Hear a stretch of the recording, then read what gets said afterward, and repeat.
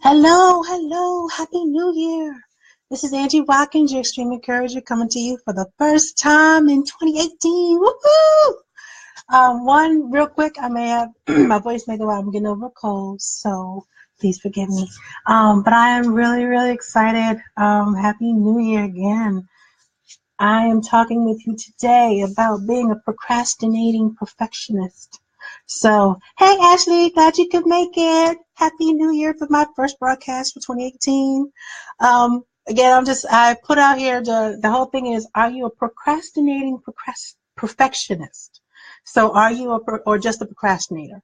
So do you usually need a little bit more time to make what you're doing just right? It's got to be perfect. Or are you just really waiting for that adrenaline rush to kick in? So it's like, oh, here's the deadline.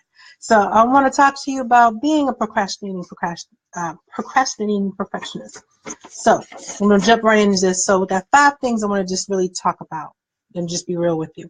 So 1, you procrastinate sometimes because you just have, it has to be just right.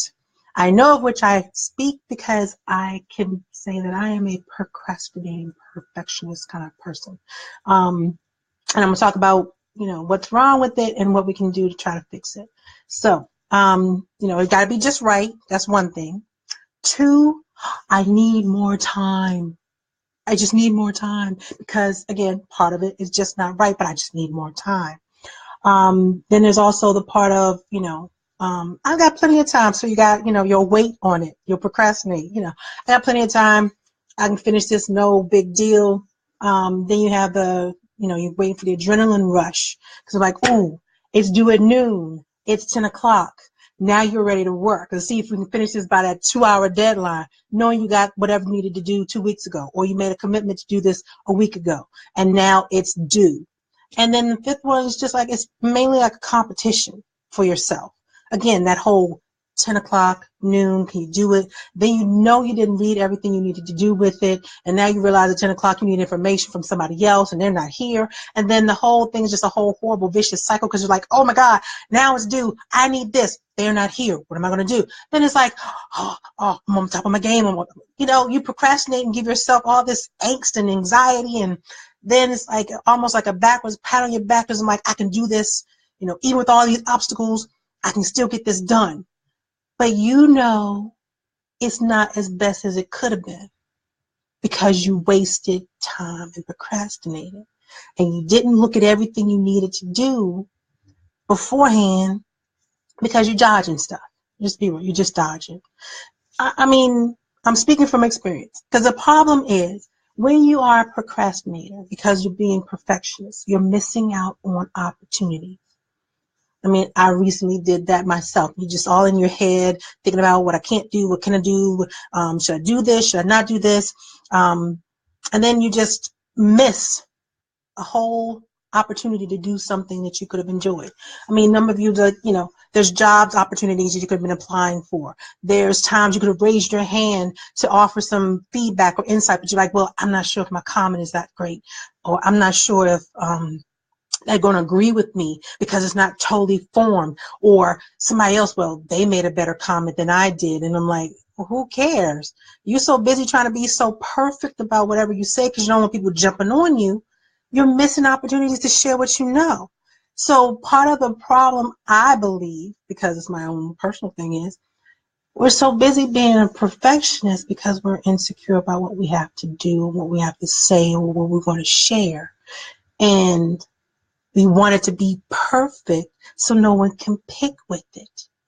But when we're so busy being perfect, you don't get a chance to learn anything, not anything new. If you knew the answer to every single thing and you just like, bam, I got it. No one has anything to say, to offer, to add anything to it. It can't be expanded on. So like, yeah, so thanks, Ashley. So one of the things, it's okay not to be perfect. It's okay not to be a perfectionist. It's also okay to stop procrastinating. It may not be the best, but at least it's something. Something is better than nothing. Just like, $5 is better than no dollars. Just the point of the fact is, if you can provide some feedback as opposed to, you know, crickets, it doesn't have to be perfect. It just has to be part of you. Just some of your insight. Because like, a lot of times you're missing out on applying for a job because you don't think you have the perfect resume. You miss out applying or participating in a weight loss program because you didn't get everything you needed to get started. Start with half of it. We're making too many excuses of why we can't do something as opposed to finding reasons why we can. And it's a horrible vicious cycle because if you think about it, you procrastinate. It's 10 o'clock, it's due at noon, you need stuff, and I'm like, oh man. And then you shoot yourself in the foot anyway because it's not going to be as perfect as you want because you wasted so much time. And then you got the excuse, oh, see, I could only finish it and give you what I had in the last 2 hours. So sorry, you know, it's an excuse. You had plenty of time to do the best job you could have. You just waited till the last minute. So it's also the point of it's an excuse why something is not as best as it could be because, oh, I ran out of time. No, you didn't. You wasted time. I can honestly say the best opportunities I had was like when I just didn't think about it. And you just, I'm not saying be blind and stupid, but if you sit there and wait for all the doubts and all the questions and all the reasons why you can't, you'll realize sometimes you don't actually realize you can do something till you've actually done it. I've actually, you know, certain things I'm like, you're not supposed to be able to do that. No one tell me I couldn't. Actually, that's not true. I just did it. So I'm like, and even like, for example, and I've shared this before, I started in the government at a grade 13. And I didn't find out more people had more doubts about me getting in there for the first time job I applied for. No college education under the age of 30. Well, that's not done. Well, evidently it is done. I just did it. So sometimes, you know, you can't sit there and think about, well, you can't do this, you can't do that. I'm like, oh, what if this? Who cares? Give it a shot. I was just thinking, I have 6 bulging discs, 4 on my back, 2 on my neck. And I have no ACL on my left leg, and I've gone through 3 blood clots now for DVT, but I wanted to finish my 5K. No one told me, granted, some people are like, well, why don't you just pick up bike riding? I don't want to ride a bike. I want to run, so I'm going to do it. And I'm like, and I did it. Sometimes if you just go ahead and do it and stop procrastinating and just go ahead and try it, you will surprise yourself. It doesn't have to be perfect. It just has to be tried. That's all. So even if your resume isn't the best, apply for the job. Let them tell you no. Or better yet, if they do say no, now you have an opening and say, so what could I have done better? So the next time you try, you actually have something to go from to do it better. Perfect should never stand in the place of even trying just once. Just once. And if it's not perfect, you can fix it. All right, maybe you can't fix it, but at least you can learn from it. You can't learn from anything if you never try anything because you're too afraid of making a mistake. Bottom line. Or you end up learning from the mistake because you never tried in the first place and it's like, hey, look what you missed out on. I mean, life has a big if in the middle of it. That's not what you really want to, be worried about. Change the words about, file that away. Life could actually be file that part of the experience away. Yes, I'm playing with the word. Doesn't matter. I'd rather have a file of what I did do as opposed to questions of if I did something, what would have happened. The questions will beat you up a whole lot more than at least finding out an answer to something. You may not like the answer, but at least you have something to go with. So if you want to try and make sure you fix your procrastinating perfectionism, you know how some people who are always late, people like set the clock either 5 minutes, 10 minutes, half an hour early. Try that for yourself. Psych yourself out. Have your friends psych you out. Give you an earlier deadline. If you're one of those, the late people, really, really late people. Party starts at 2. They tell you it's really at 2. You know you started getting there at 3. You left at 3. You arrived at 4. So they start telling you the party's at noon. So you get there by 2 because that's when it actually starts. And you'll be on time. So same thing when you're doing your perfectionist procrastination. Psych yourself out. They tell you it's due Tuesday. You take a deadline, make sure it's due for Monday. So you can actually have it done by Tuesday and get all the kinks out. So if you know you need to put in your application for something and it closes, I'm famous for this.